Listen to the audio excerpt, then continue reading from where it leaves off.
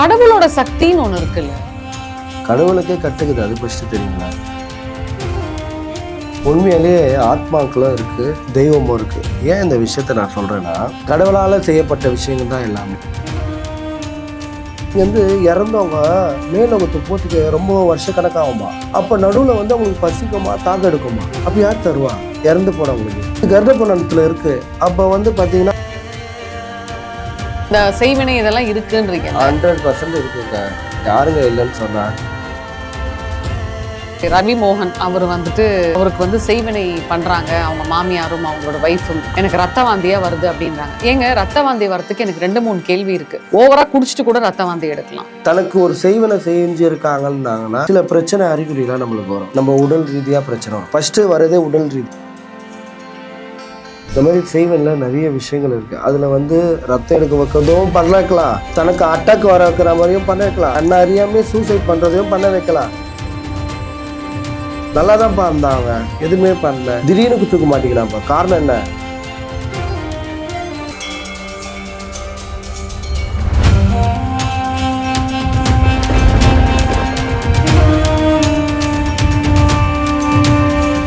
You Tamil பக்தி நேயர்களுக்கு அன்பார்ந்த வணக்கம். இன்னைக்கு நம்ம கூட பால் முனீஸ்வரன் இருக்காங்க. வணக்கம். வணக்கம். அதாவது இந்த செய்வினை இதெல்லாம் பத்தி என்ன நினைக்கிறீங்க?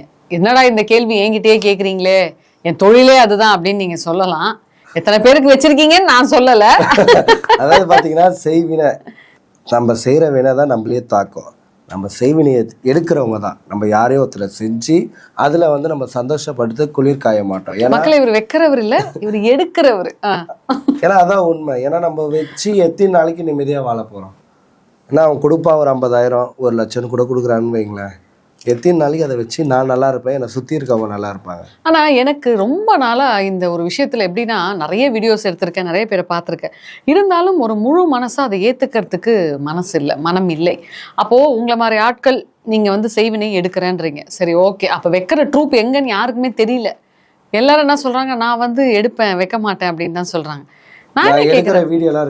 இல்ல, நீங்க காமிச்சிருக்கீங்க, நானே பாத்திருக்கேனே உங்க கோயிலாண்ட வீடியோ ஷூட் பண்றப்போ.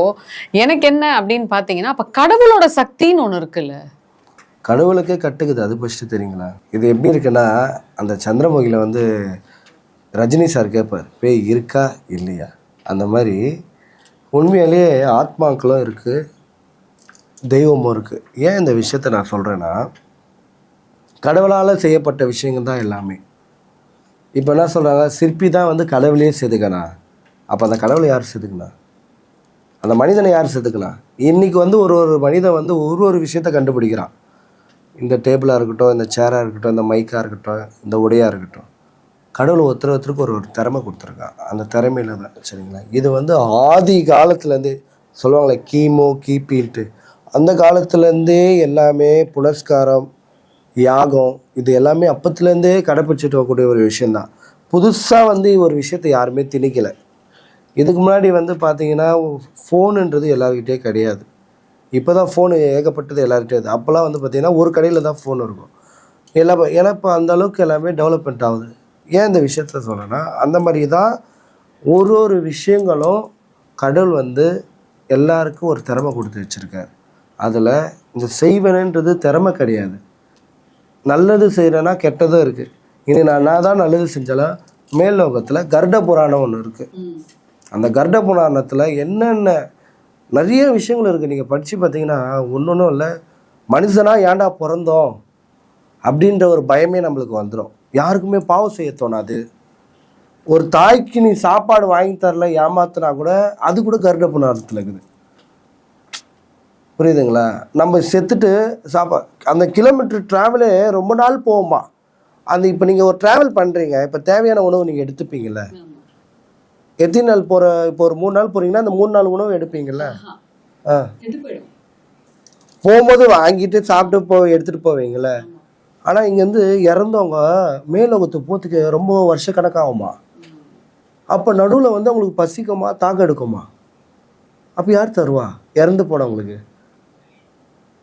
இது கருட புராணத்தில் இருக்குது. அப்போ பார்த்தீங்கன்னா, நம்ம சமைக்கிற சாப்பாடில் அவங்களுக்கு ஒரு பொடி வைக்கணுமா. அப்போ தான் அது அவங்களுக்கு சாப்பாடாம். அப்போ தான் குடிக்கிறதுக்கு தண்ணியா. அது கூட தண்ணி வச்சாதானா. நடுவில் நிறைய விஷயங்கள்லாம் வருமா, பாம்பு வருமா, தேள் வருமா, நீ என்னென்ன தப்பு பண்ணி அதுக்கேற்ற மாதிரி விஷயங்கள்லாம் வருமா. அதனால மனித பிறவின்றதே நான் பாவன்னுவேன். இல்ல ஆக்சுவலா ஓகே ஃபைன், நல்லதுன்னு இருந்தா கெட்டதுன்னு ஒண்ணு இருக்கும், நிறைய பேர் பண்றாங்க. ஏன்னா ஏன் இது உங்க வாயால வர வச்சேன்னா இதான் உண்மை. அதுக்கு தான் இந்த கதையை புராண கதையை சொன்னேன். அப்போ இந்த செய்வினை இதெல்லாம் இருக்குன்றீங்க. 100% இருக்குங்க, யாருங்க இல்லைன்னு சொன்னா. இன்னைக்கு பாத்தீங்கன்னா பெரிய பெரிய ஆக்டருங்களாம் பேசுறாங்க. ஆமா, ஜெயம் ரவி, அதாவது சாரி ரவி மோகன், அவர் வந்துட்டு அவருக்கு வந்து செய்வினை பண்றாங்க அவங்க மாமியாரும் அவங்களோட வைஃபும். அவர் பகிரங்கமா சொல்லல, ஆனா அதை தான் சொன்னார், எனக்கு செய்வினை பண்ணிக்கிட்டு இருக்காங்க, எனக்கு ரத்த வாந்தியா வருது அப்படின்றாங்க. ஏங்க ரத்த வாந்தி வரத்துக்கு எனக்கு 2-3 கேள்வி இருக்கு. ஓவரா குடிச்சிட்டு கூட ரத்த வாந்தி எடுக்கலாம் இல்லையா, ஏதாவது வந்து உடல்நிலை சரியில்லாம இருக்கலாம், இல்ல ஓவர் ஹீட் ஆச்சுன்னா கூட சில சமயம் சில பேருக்கு மூக்குல எல்லாம் பிளட் வரும், அந்த மாதிரி இருக்கலாம்ல. ஏன் வந்து இவர் வந்து இல்ல நமக்கு செய்வினை பண்ணிட்டாங்க அதனால தான் ரத்த வாந்தி வருதுன்னு இவர் எப்படி பகிரங்கமா சொல்றாரு? அதாவது பாத்தீங்கன்னா இப்போ எனக்கு பைத்தியம் பிடிக்குதுன்ட்டு பைத்தியத்தை சொன்னா யாரும் நம்ப மாட்டாங்க. ஏன்னா எந்த பைத்தியமும் தனக்கு பைத்தியம்னு ஒத்துக்காது. அந்த மாதிரி தான் தன்னுடைய உடல்நிலை வந்து தனக்கு தான் தெரியும். நான் இதை வந்து பண்ணியிருக்காங்க அப்படின்ட்டு வந்து ஒரு உணரக்கூடிய தன்மை வந்துடும். இப்போ ஒரு மனிதன் இறப்பும் போது அவன் பார்த்தீங்கன்னா நல்லா ஃபேஸில் வந்து பிரைட் ஆகிடும், நல்லா ஒரு பளிச்சுன்னு ஆகிடும். அவங்க போகும்போதே சொல்லிகிட்டே போயிடுவாங்க, நல்லா இருங்க, நல்லா ஃபேமிலியை பார்த்துக்கோ, ஒழுங்காக வந்துடுறா சீக்கிரம் வீட்டுக்குன்னு. அப்படி இருக்கக்கூடியவங்க சில நல்ல விஷயங்கள்லாம் சொல்ல ஆரம்பிப்பாங்க, நல்லதும் பண்ண ஆரம்பிச்சிருவாங்க. ஏன்னா அவங்க மனசு தெரிஞ்சிடும், நான் கூடிய சீக்கிரத்தில் இறந்து போக போகிறேன், அது 2 நாளோ இல்லை இன்றோ நாளையோ அப்படின்ற சில விஷயம் வரும்போதே அவங்க எல்லாத்தையும் சொல்ல ஆரம்பிப்பாங்க. ஏன்னா அவங்களுக்கு உணர்வு வந்துடும், அந்த உணர்வு எல்லாருக்குமே தெரிஞ்சிடும் இறக்க போகிறவங்களுக்கு. அந்த மாதிரி இருக்கும் போது தனக்கு ஒரு செய்வனை செஞ்சுருக்காங்கன்னாங்கன்னா சில பிரச்சனை அறிகுறிலாம் நம்மளுக்கு வரும். நம்ம உடல் ரீதியாக பிரச்சனை வரும். ஃபஸ்ட்டு வரதே உடல் ரீதியாக. என்ன மாதிரி பிரச்சனைகள் வரும்? இப்போ நல்லா இல்லை, இப்போ நல்லா நம்ம பல்காக இருக்கோம், இப்போ நான் உங்களை மாதிரி ஆக்கணுன்னாலும் ஆக்கலாம். அதாவது இப்போ நல்லா குண்டாக இருக்கேன்னு வைங்களேன், இப்போ உங்களை மாதிரி ஒல்லி ஆக்கணுன்னாலும் ஆக்கிடலாம். உங்கள் உடம்புல இருக்கிற நீங்கள் என்னதான் சாப்பிட்டு என்னதான் இருந்தாலும் உங்கள் ஸ்டாமினா ஃபுல்லாக நான் எடுத்துருவேன். அப்படின்னா உங்களுடைய கட்டுமானத்தை இழந்துருவீங்க. நம்ம என்ன செய்கிறோம், என்ன பேசுகிறோம் அப்படின்ற விஷயத்தெல்லாம் நீங்கள் இது பண்ணுறீங்க, அது வந்து நல்லா இருக்காது. அதே மாதிரி வந்து இந்த பாதம் இருக்குது பார்த்தீங்களா, இந்த பாதத்துலேருந்து மேலே வரைக்கும் ஃபுல்லாக பெயினாக இருக்கும். ஒன்று நைட்டில் கனவுகள் வரும், அதாவது இந்த சுடுகாடு கனவு, நம்மளை யாரும் எதுவும் செய்கிற மாதிரி, நம்ம துணிகளை வச்சு பண்ணுற மாதிரி, அந்த மாதிரி விஷயங்கள்லாம் உணர முடியும். இந்த மாதிரி செய்வனில் நிறைய விஷயங்கள் இருக்குது. அதில் வந்து ரத்தம் எடுக்க வைக்கிறதும் பண்ண வைக்கலாம், தனக்கு அட்டாக் வர வைக்கிற மாதிரியும் பண்ண வைக்கலாம், தன்னை அறியாமே சூசைட் பண்ணுறதையும் பண்ண வைக்கலாம், தன்னை அறியாமே எதிர்க்க வர லாரிலேயே வண்டி விட்டும் பண்ண வைக்கலாம். அப்போ இதுக்கு என்ன சொல்கிறீங்க? இப்போ ரத்தன்றது வந்து உடல் ரீதியாக வந்து நம்மளுக்கு கூட இருக்க ஒரு விஷயம். இப்போ தூக்கு மாட்டிக்கிறாங்க, கொளுத்திக்கிறாங்க, இப்போ இதெல்லாம் நல்லா தான்ப்பா இருந்தான், அவன் எதுவுமே பண்ணல, திடீர்னு தூக்க மாட்டிக்கிறான்ப்பா, காரணம் என்ன, என்ன பிரச்சனை? இந்த மாதிரி விஷயங்களில் வந்து செய்வனை வந்து செய்யறதே தெரியாதான் செய்வனையே.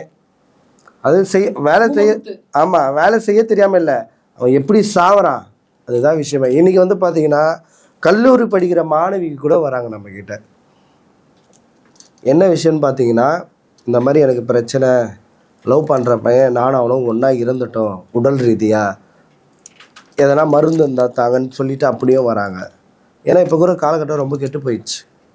அப்போல்லாம் வந்து பார்த்தீங்கன்னா தாத்தா பாட்டி மாமா சித்தப்பா ஒரு 40 வயதுக்கு மேலே இல்லை 35 வயதுக்கு மேலே தான் கல்யாணம் ஆனவங்க இல்லை கல்யாணம் ஆகிற ஸ்டேஜில் இருக்கிறவங்க தான் வருவாங்க.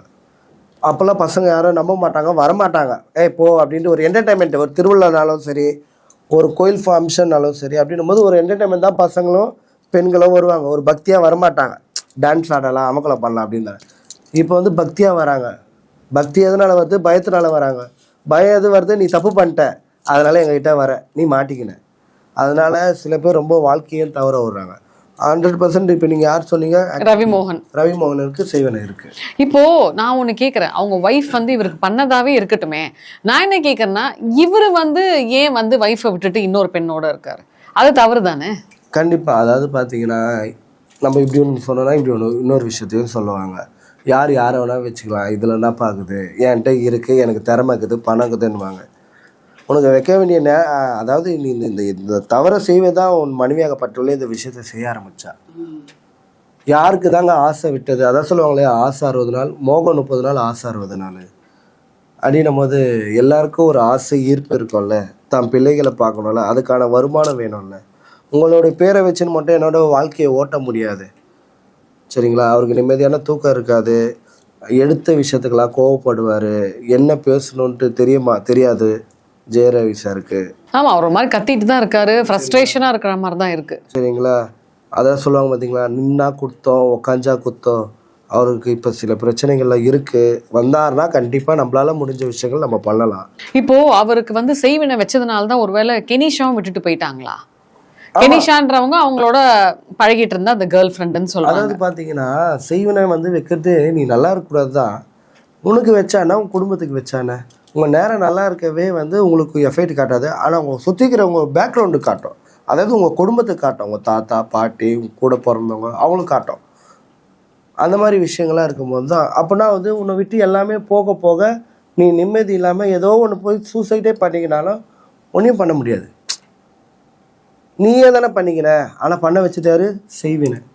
நீ ஏன் பண்ணல, உன்னை அறிஞ்சு நீ பண்ணல, ஏன்னா உனக்கு எந்த பிரச்சனையும் இல்லையே. என் வாழ்க்கையை நீ கெடுத்தல, உன் வாழ்க்கையை நான் கெடுக்கிறேன். அதனால் இந்த ஈகோ போட்டினால இதனால் உயிர் பாதிப்பு தான் ஏற்படுமே தவிர ஒரு நிம்மதியான ஒரு இன்பமான ஒரு குடும்ப வாழ்க்கையை காண முடியாது. இப்போ அவருமே வந்து எனக்கு சூசைட் அட்டம் பண்ணியிருக்கேன்னு சொல்லிட்டு கையெல்லாம் எடுத்து ப்ரெஸ் மீட்டில் காமிச்சாரு, கட் பண்ணது அது மாதிரிலாம் எடுத்து. அதாவது பார்த்தீங்கன்னா சாப்பாடு இருந்தும் சாப்பிட முடியாது, தூக்க மெத்த இருந்தும் தூங்க முடியாது. குளத்தில் எப்படி தாமரை தத்தளிக்குதோ அது போல் அவரோட வாழ்க்கை தத்தளிக்குது. இதுதான் உண்மை, அடித்து சொல்லுவேன். இப்போ இதுக்கு என்ன நிவர்த்தி? அதாவது பார்த்தீங்கன்னா செஞ்சதை திருப்பி எடுத்தால் தான் அதோடைய வேலை முடியும். கோயிலுக்கு போனால் அந்த நிமிஷம் தாங்க எல்லாமே. இப்போ நான் ஒரு எலுமிச்சை பழம் தரேன்னா உங்கள் வீட்டில் ஒரு பெரிய பிரச்சனை இருக்குது, இல்லை பெரிய துரு ஆத்மா இருக்குன்னா கொஞ்ச நேரம் தான் அது காட்டி தான் கொடுக்கும்.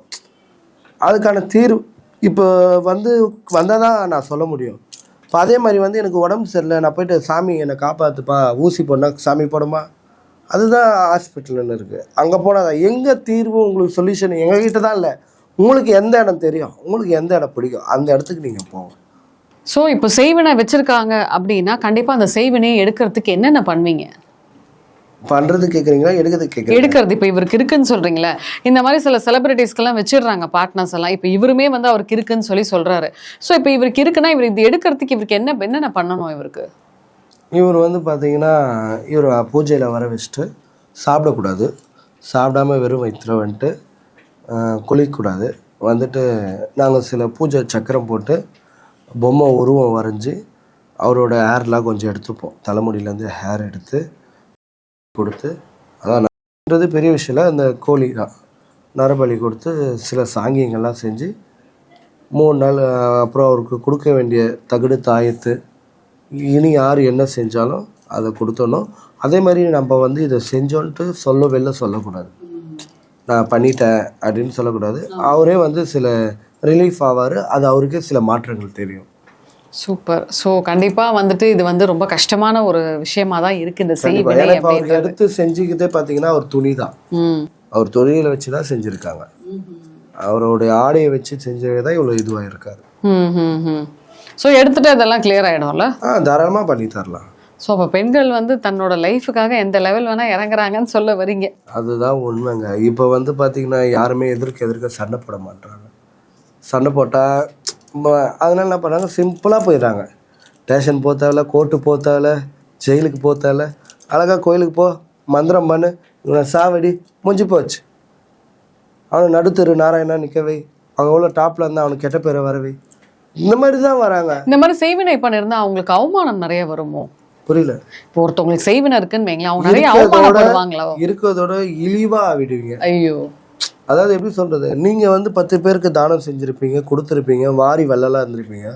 அந்த 10 பேர் நிற்கும் போது அப்படியே ஏன்னா பார்த்து பண்ணுங்களேன் அப்படின்ற ஒரு நிலைமை, கேட்கக்கூடிய நிலைமை வந்துடும். அது ரொம்ப கஷ்டமா. அப்போ அவங்க என்ன நினைப்பாங்க, எப்படி இருந்த மனிதர் இன்னைக்கு இந்த நிலைமையில் இருக்காரு அப்படின்ற ஒரு எண்ணமும் வந்துடும். ரொம்ப எதை சொல்கிறாங்களே, ரொம்ப கஷ்டமான ஒரு வாழ்க்கையை சூழலை காமிக்க ஆரம்பிச்சிடும். இதனால் உடல் ரீதியாக பாதிப்பு வரும். நம்ம நினைக்கிறோம் ஏன் குடிக்கிறாங்க, அவங்க குடியில் கூட விஷயங்கள் இருக்குங்க. குடி வந்து நம்ம உடல் ரீதியாக தவறு தான். ஒரு சில பேரை குடித்து அவங்களே தானாக சாகணுன்ட்டு அதுக்கும் மந்திரம் பண்ணுறாங்க. என்ன ஒரு கொடுமையா இருக்கு. புரியுதுங்களா? ஃபுல்லாக அவன் 24 மணி நேரம் குடிக்கணும், சாப்பிடக்கூடாது, கொல்லக்கூடாது, அவனே தன்னைத்தானே அழிச்சிக்கணும். ஆனால் அது அவன் பண்ணல, அவனுக்கு பண்ண வைக்கிறாங்க. அதான் நீங்கள் உங்களுடைய கண்ட்ரோல் என்கிட்ட இருக்குல்ல. மேடம் ஏஞ்சிடுங்க, அங்கே போய் உட்காருங்க. ஏன் எதுக்கெல்லாம் கேட்க மாட்டீங்க? அவ்வளோ பேர் இருந்தாலும் ஏன் இவர் என்ன திடீர்னு சொல்கிறாரு, என்னை மட்டும் ஏஞ்சிடுன்னு. அப்போ உங்களோட மைண்ட் செட்டை நான் கவர் பண்ணி கேஜர் பண்ணி நான் வச்சுக்கிறேன், நீங்கள் இதை பண்ணுங்க அப்படின்ட்டு. ஆனால் அது நீங்கள் இல்லை, உங்களுக்கு கூட ஒன்று நான் ஏவி விட்டுருப்பேன். அந்த ஏவல் சொல்கிறத கேட்டு தான் நீங்கள் வேலையை செய்கிறீங்க. இதுதான் விஷயம். இப்போ இது மாதிரி பண்ணுறவங்களுக்கு ரிட்டர்ன் போவாதா? ஏன் போகாது? யார் பண்ணுறாங்களோ அவங்களுக்கும் ரிட்டர்ன் வரும்ல. அது karma is always, karma is boomer. இப்போ போகாது. எவ்வளோ எளிதிலையோ இப்போ எங்ககிட்ட வராங்க பார்த்தீங்களா, இப்போ நாங்கள் எடுத்து விட்றோமா, கேட்போம் என்னங்க பண்ணணும், அவங்க நல்லா இருக்கட்டோங்கன்னா இதுக்கு மேலே தண்டனை எதுவுமே கிடையாது. கடவுள் இதோட பெருசாகவே கொடுப்பான். அவங்க கிளைண்ட் என்ன சொல்கிறாங்களோ, இல்லை சாமி நாங்கள் போட்டதே போதும், அவங்களும் நல்லா இருக்கட்டும், கடவுளே பார்த்து கூலி கொடுக்கட்டோன்றவங்களும் இருக்கிறாங்க. என்கிட்ட வரவங்களாம் அதான் சொல்லுவாங்க. அதனால் அதை நாங்கள் வந்து ரிட்டர்ன் தான் அனுப்ப மாட்டோம். அப்படியே என்ன அதுக்கான சாங்கிய முறையை செஞ்சு என்ன பண்ணமோ அதை க்ளோஸ் பண்ணிடுவோம். சில பேர் அவங்களுக்கே அனுப்புன்றவங்களாம் இருக்காங்க. அது மட்டும் நான் சொல்கிறேன் அப்படிங்களான்னு கேட்டுப்பேன் தவிர, ஏன்னா மீடியாவில் சொல்லக்கூடாது.